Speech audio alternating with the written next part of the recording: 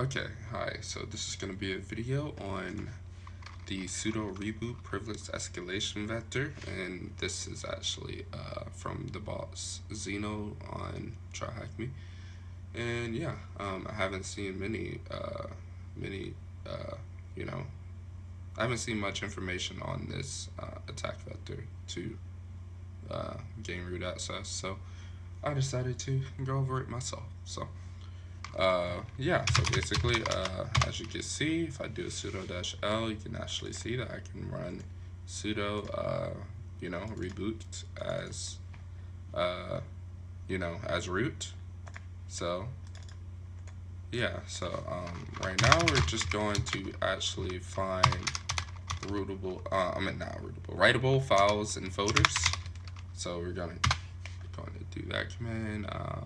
And as you can see, we have var temp here. We can also do, there's also temp, but var temp is actually a better idea because it's less temporary. It's like more persistent than /temp. So when we actually do the reboot, then when we actually do the reboot, the file stays that we're going to create. And yeah, so this is where we're gonna place our file at, and as you can see, there's a bunch of them, bunch of writable files, and this one sticks out to me the most right here, or this one. We'll go with this one. Probably well, they're basically the same thing. So yeah, we're gonna go with that one. So what we're gonna do is just do a we could try nano, but I've already done this machine and I know that nano isn't on this box, so looks like we're gonna have to do v. Yeah, we're just gonna have to do v in this case, and as you can see here, you get the execute start parameter, which is basically executing the script on startup, like when the machine is booted up. It's going to execute this script right here, this Python script. So what we can do is actually erase that, and we can actually do, let's just do bin bash, and we can do C to actually execute a command that we give it.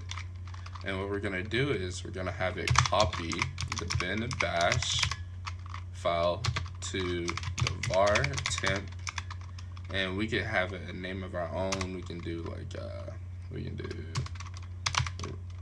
root or something like that, right?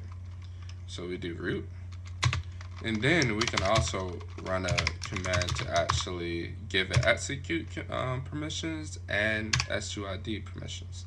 So we'll be able to, when the reboot has finished, we'll be able to log back in, and we'll be able to actually get a root shell.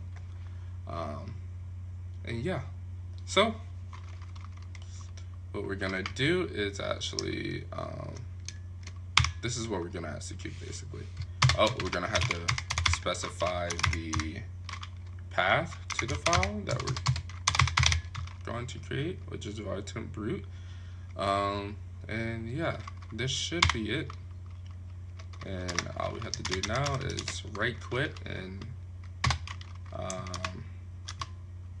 pretty much, yeah, we can actually cat it to make sure it stayed. Yep, it's there. So now we can actually do the reboot. So what we can do is just sudo user sbin reboot, and then now, as you know, it's going to reboot.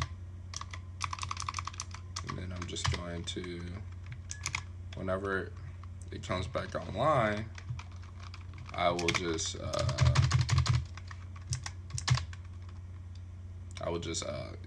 log back in. Just gonna go here to actually get the password.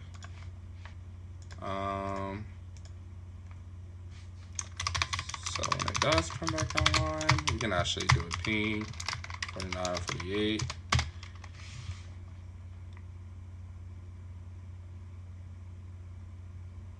and we can wait for it to come back online.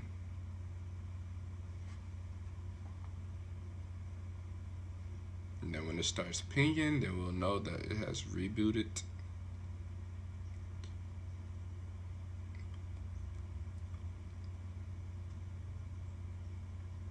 Which should be anytime soon.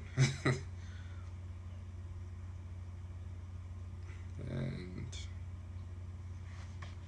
there we go. We're now getting replies. So we know that it has rebooted.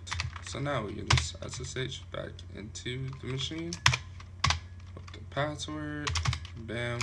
Now if we look in var temp, we see the root file with the SUID permissions. If you just do that SLA, you see the SUID permissions right here with the execute permissions. So now, very simple thing we have to do is just /root -p.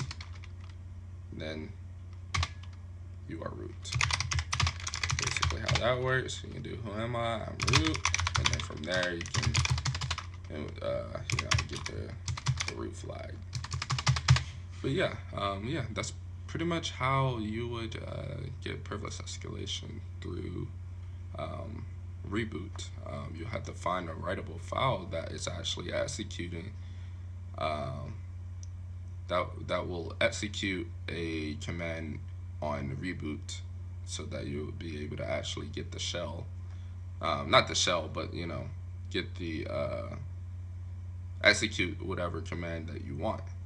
In this case, all we did was execute a command that created a root file, which copied the bin bash into a root file, the root file that we created, and then we changed the permissions so that it had execute permissions and SUID permissions. So when we actually did the sudo reboot, we were able to just run that as we was able to run that and get root access to the machine. So yeah, this is pretty much how you would get root in this case. And thank you for watching. I've been thinking of some other ideas that I could do. I don't really make videos really that often, so yeah, just decided to make this one just because, why not?